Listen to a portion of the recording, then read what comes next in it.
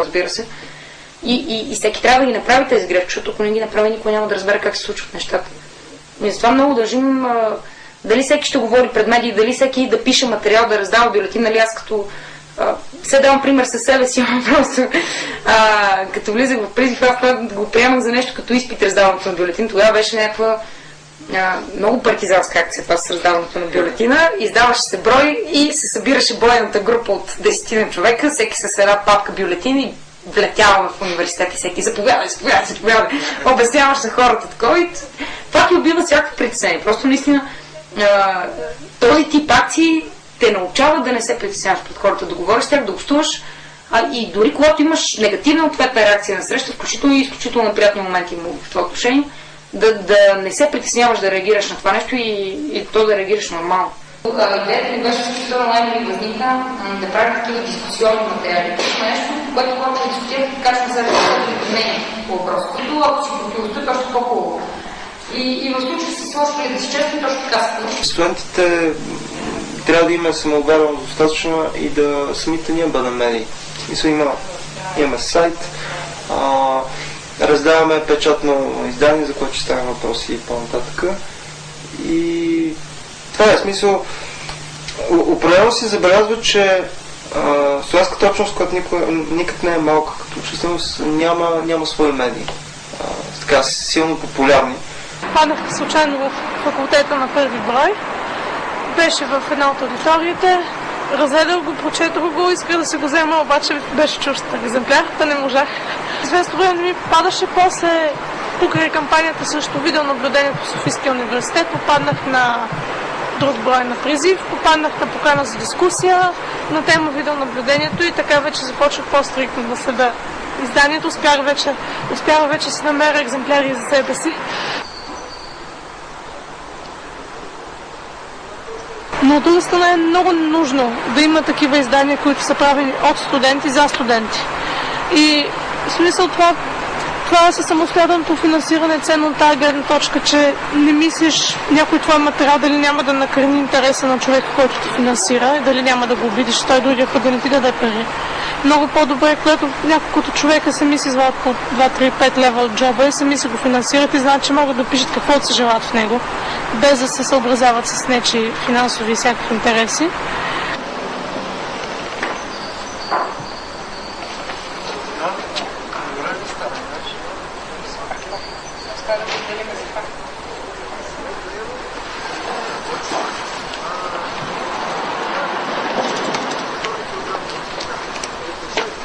Само става телбот да се сложи. Ето го, така изглежда. Браво! Така изглежда. Унищожавайте. И след това го сгъваме и го с телбот го заплащаме. Колко време отнема да се сгуби? И за 50 бройки около час с телбот, който се захваща тук по средата. И така. Това е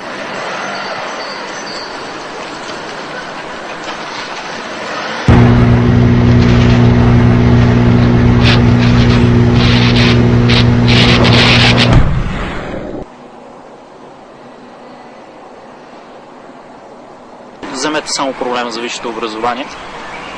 Ние имаме абсолютен консенсус за характера на висшето образование между политици, депутати, между бизнеса. От тук натам всяка гражданска активност, която потенциално би активизирала 90% от населението, които не влизат в тази категория, може да се разгледа като нарешаване на демократичния консенсус. Затова и по-високата гражданска активност не винаги е считана за ценност от хората, които определят характера на висшето образование. Цялата си дейност това се опитвам. Да накараме нашите колеги да мислят, да искат да критикуват, да искат да обсъждат нещо правилно или не и да вземат позиция, аргументирано. И като това за мен единственото и основно нещо, което би могло да допринесе до едно по-добро образование, така както ние го разбираме.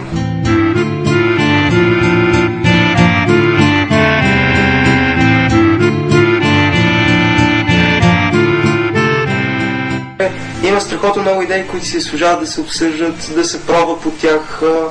в крайна сметка ние все още се ползваме с известна свобода, като изключим това, че много студенти нямат възможност, нямат време вече, защото когато се налага и да работиш и да учиш, идва един момент, в който ти си скаран с времето и когато ти предложат, айде, ела, включи с това, казваш, много бих искал и се радвам, но чакаме работа и ме чакат изпити. Адам Смит трябва да споменем, когато говорим за преливането от просвещение към икономически потребности, тъй като Смит изследва политическата икономия в края на 18 век, но като цяло е една просвещенска личност. Естествено, малцина са го чели.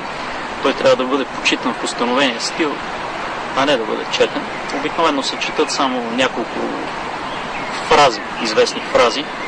Никой, поне аз не знам, да е акцентирал върху 780 страница, да речем, където пише, че човекът, насочен изцяло към икономическата си роля, в резултат от фрагментирането на труда, разделението му до най-елементарни дейности, до малка част от цялостния производствен процес, насочването на човека в тази част, ще го прави само един придатък на инструментите, с които работи. Тогава не е имало кой знае какви машини.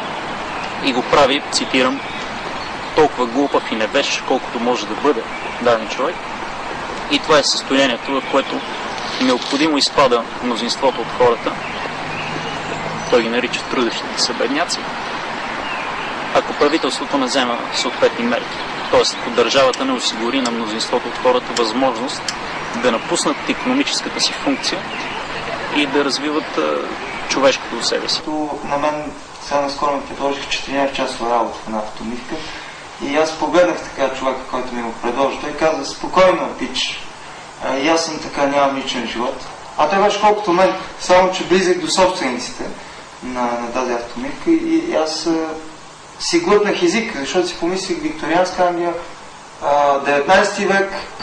Смит казва, че в това състояние човек изпада в състояние на сънлива глупост. Това е точната дума. От което само една образователна програма може да го извади по един удовлетворяващ начин.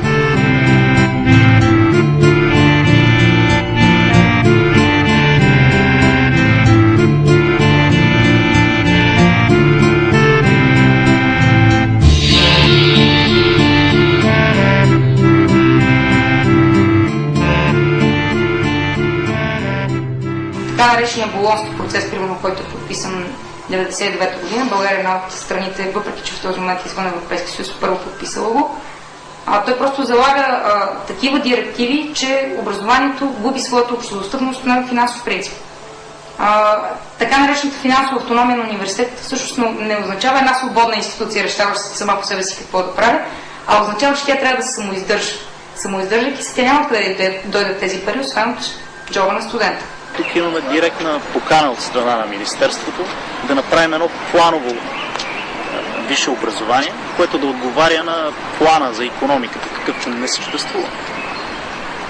Така че това е абсолютно нерелевантно предложение, за което потенциално се крият други идеи, а именно поставянето на нови прагове към предобразованието. Всеки финансов праг по пътя за образованието е като прага по речните корита, които целят да отсяват дребните риби по пътя към избора и по същество е дискриминационно. Имаше едно много точно изказване от страна на образователния министър. Винаги там може да намерим най-точното изказване по въпроса. Той каза, в момента имаме много университети, които са губещи и които бълват армии от безработни висшисти. Това е базирано на предпоставката, че ако тези хора нямаха вредно висше образование, те биха си намерили работа. Или на предпоставката, че съответно ако висшето образование се ориентира строго спрямо икономиката, реализацията на пазара на труда би станала по-проста. Статистиката е съвсем друга. безработицата след безчистите 3,3%. Това беше обявено заедно с рейтинговата система. Безработицата в държавата в същото време е над 11%, а безработицата сред младите хора варира между 28-30%. Така че аз би ви казал повече висше образование, повече университети и повече усилия, качеството да се повишава.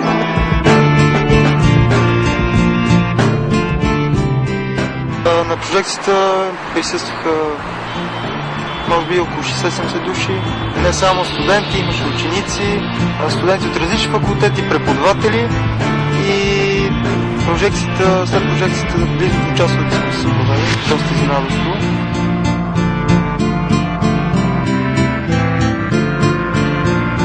Това беше смисъл на прожекцията, да се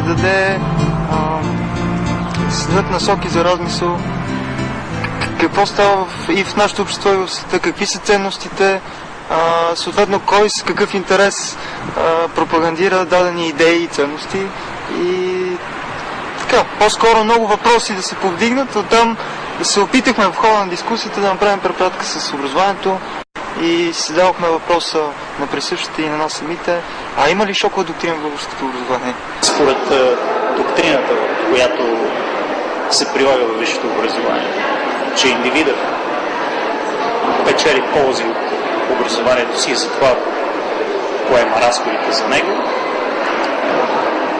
е абсолютно същата като идеята, че всеки би трябвало да плаща на пожарната, ако е засегнат негов имот. Например, ако гори гора в планината, която не е моя, това не ме засяга по никакъв начин. Съответно, ако не притежавам никакви гори, те могат да изгорят без това да ме интересува и да ме засяга по какъвто и да е начин.